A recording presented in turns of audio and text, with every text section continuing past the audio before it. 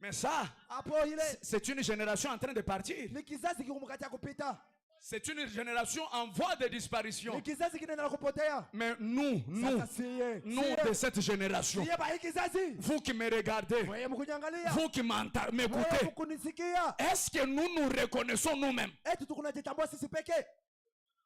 Si nous ne changeons pas pour revenir à la vision, nous allons retourner dans le même système qui a fait que les anciens n'ont pas coopéré.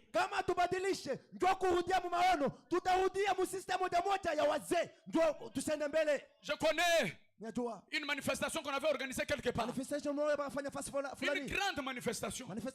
On a refusé d'inviter l'Ifoko du ciel. Pourquoi? Le pasteur là n'aime pas l'Ifoko. Alors que l'Ifoko ne vienne pas.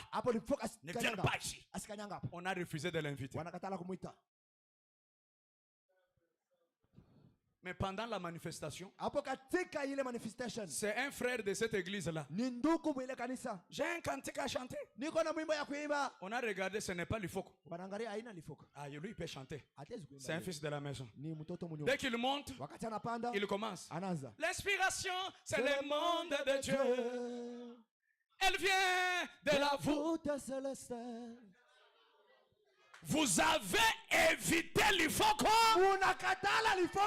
mais Dieu l'a invité de sa manière. L'Ifoko n'est pas venu, mais l'Ifoko est venu. Et quand on chante ça, toute l'église est debout. Le pasteur a manqué comment arracher la chanson dans la bouche de son croyant. Et toute l'église est déjà debout. Comment tu vas dire à l'église ne dansez pas?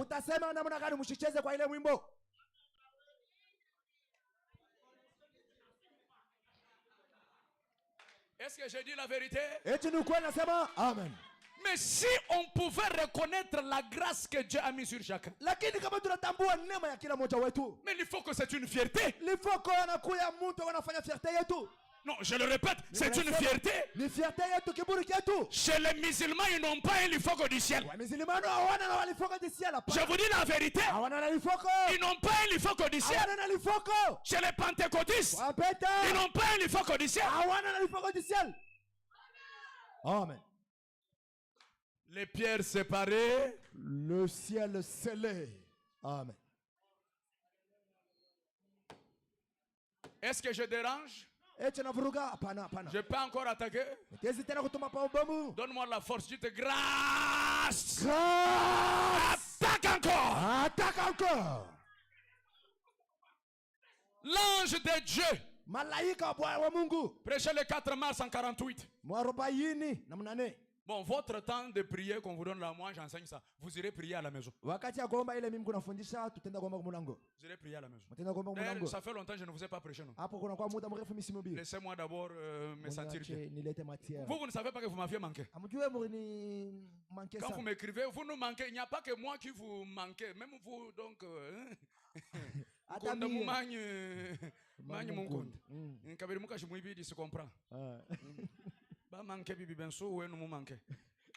Acclamons pour Jésus-Christ.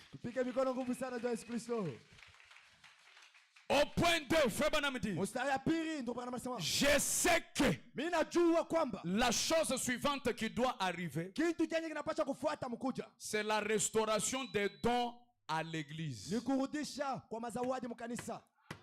Frère, marche un peu avec moi s'il vous plaît. La chose suivante qui doit arriver, c'est quoi? Hein? C'est la restauration des dons à l'église. La restauration des dons à l'église. Et les dons parlent de la puissance, vrai ou faux? Maintenant suivez. Et la chose la plus difficile que j'ai eu à faire dans cette œuvre de pionnier,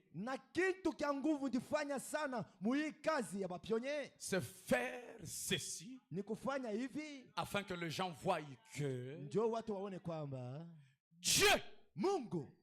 ne peut ramener les dons à l'église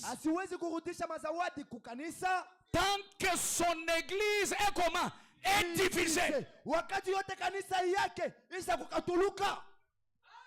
Vous voyez la raison pour laquelle on n'a plus les dons parmi nous?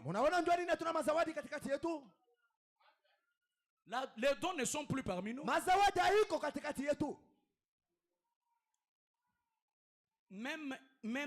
Même les dons de vision, nous n'en avons plus. Les dons. Les pasteurs n'ont plus les dons dans des églises. C'est pourquoi ils diabolisent ça. Les dons, c'est la magie. Ils diabolisent ça. Mais prophétie, c'est la parole, c'est la parole. On ne refuse pas la parole. Qui a dit que la parole est mauvaise? On ne refuse pas la parole. Mais Branham dit les dons doivent être aussi dans l'église. Branham les appelle le moyen secondaire.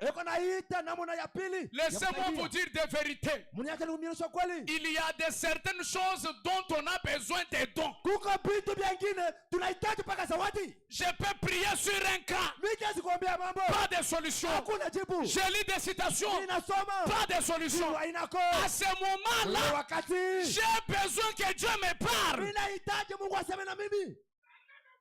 Et Dieu parle par les dons. Maintenant, comme nous les pasteurs, nous n'en avons plus. C'est pourquoi nous diabolisons pour que vous les croyants, que